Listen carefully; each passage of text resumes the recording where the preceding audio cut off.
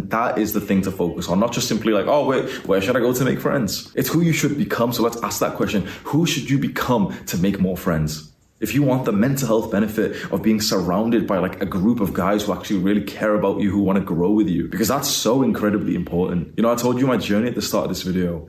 When I left the city that I spent a bunch of time with when, you know, I turned into like a fuck boy, a party boy, and I was taking drugs, and I moved back home to my family's house.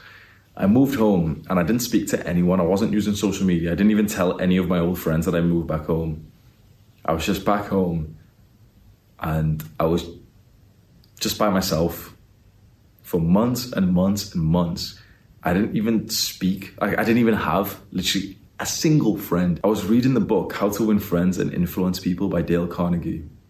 And as soon as I would learn something from it, I would set the book down. So, you know, I learned like, okay, if you smile, people will like you more. If you ask someone a question based on what they're interested in instead of you, they'll like you more.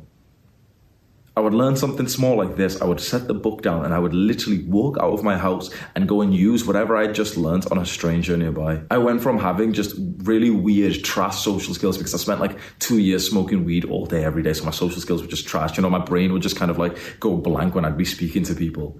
And I just slowly started to level it up and gain social skills experience. And, you know, I was very busy and determined at the time, so I didn't necessarily feel that bad.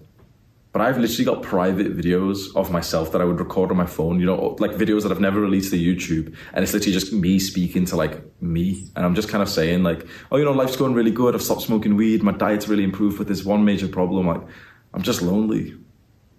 I wish I had like some boys, like a brother to train with in the gym.